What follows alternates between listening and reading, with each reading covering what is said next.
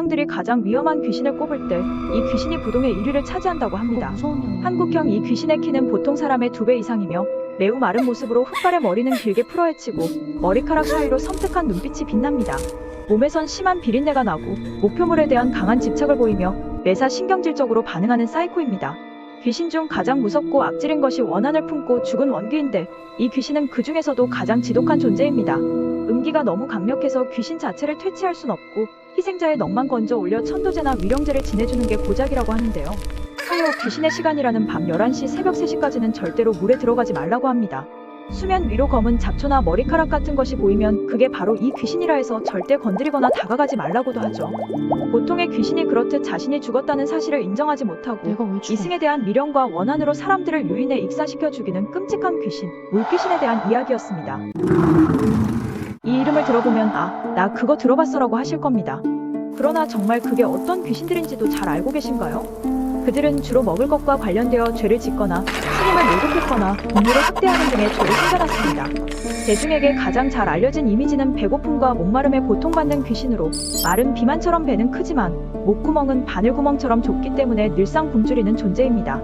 적선을 받으러 온 승려를 모독했던 자는 평생 변수에서 떨어지는 대변을 받아 먹는 이것이 된다거나 물을 마시기 위해 물속에 몸을 담궈도 수면이 계속 내려가 갈증에 시달리게 됩니다. 또 뱃속에 불덩어리가 있어 벌레를 잡아먹는다 해도 위장에 닿기 전에 불에 의해 다 타버리는 등 항상 배고픔에 시달립니다. 즉 시체의 썩은 살이나 인분 등 더러운 것만 약간 먹을 수 있거나 아예 아무것도 못 먹는 귀신으로 살아생전에 업보에 대한 벌을 죽어서 받는 귀신이라고 보면 됩니다. 굶주림으로 영원히 고통받는 존재, 아기에 대한 이야기였습니다. 모든 한국 귀신 중 등장이 가장 센세이셔널한 귀신을 알려드리죠. 조선 중종 때 사신으로 중국에 가던 조광원이라는 사람이 평안도 어느 마을에 귀신이 나온다는 객사에 묻게 되었습니다. 소문쯤이야 뭐 사뿐히 무시한 조광원, 밤이 되자 진짜 귀신이 대들보를 타고 내려오는데 보통 평범한 귀신처럼 이렇게 내려오는 게 아니라 팔, 다리, 머리, 가슴, 배가 차례로 툭툭 떨어지고 살아있는 것처럼 꿈틀댑니다. 잠시 뒤 각 부위들이 스스로 움직이더니 하나로 합체 한 여인의 모습을 이루었죠. 파워레인저야? 조광원이 크게 소리치자 귀신은 움직임을 멈추고 서럽게 우는데요. 그간 사람들을 죽인 이유를 묻자 자신은 죽일 생각이 없었는데 관리들이 먼저 놀라 죽었고 자신은 억울함을 호소하려 했던 것뿐이라는 뻔한 소리를 시전합니다. 나 같아도 놀라 죽어.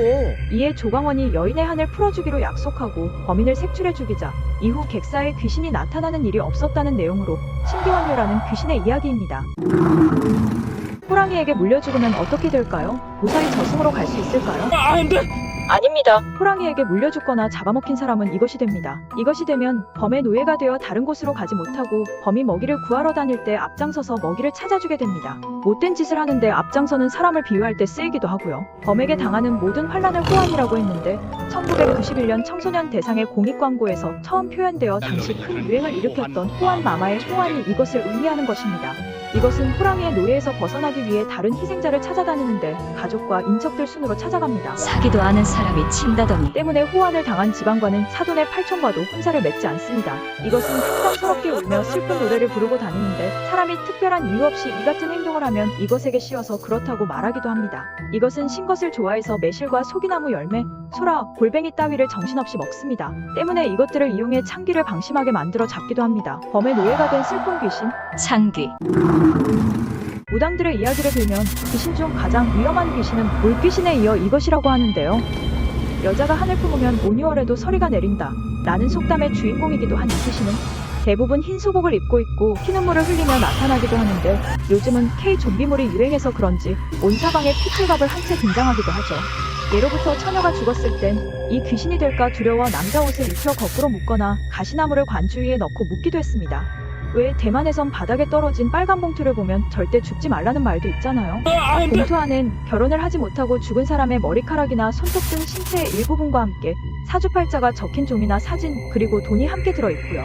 이 봉투를 줍는 사람은 고인과 영혼 결혼식 자금 당첨한다는 미신 때문입니다. 뭐 이렇게 묻지마 폭행식은 아니지만 한국에서도 미혼 남녀가 죽었을 때 한을 품지 말라며 실제로 사후 영혼 결혼식을 시켜주기도 합니다. 산 사람과 영혼 결혼식까지 올리게 한 게 제 욕심일까요? 이것은 처녀 귀신의 이야기로 한국의 오컬트 영화에도 단골 손님으로 등장하는 이것은 귀신들 사이에서도 악질이라 불리는 유명한 귀신입니다. 가장 강력한 원귀 중 하나인 이것은 성격이 매우 사납고 표독스러워 자신을 해코지한 사람은 지옥 끝까지라도 쫓아가 복수하는데요. 복수의 당사자 1인만이 아니라 그 대상이 일가족 모두에 해당되며 배가 종적을 끊어질 때까지 감췄다고 자자손손 하는 저주가 이어집니다. 단 하루 동안에 모두들 흉측하게 죽을 것이다. 매서운 눈빛에 검푸른 얼굴, 붉은 입술을 하고 있는 이 귀신은 대개 요사스러운 방울 소리와 함께 등장하고 사라질 때까지 그 소리가 유지됩니다. 한 손엔 부채를 들고 다른 한 손엔 방울을 들고 있는데 본인 스스로가 영매였기 때문에 억울한 죽임을 당했을 때 더 강한 엄기가 되죠. 한 방송사에선 이것을 허주와 동일한 존재로 방영하기도 했는데 허주는 신내림을 받을 사람에게 실리는 헛개비로 일종의 잡귀이며 이 이야기의 주인공과는 완전히 다른 존재입니다. 대대손손 복수하는 잔혹한 원귀, 무당귀신의 이야기였습니다.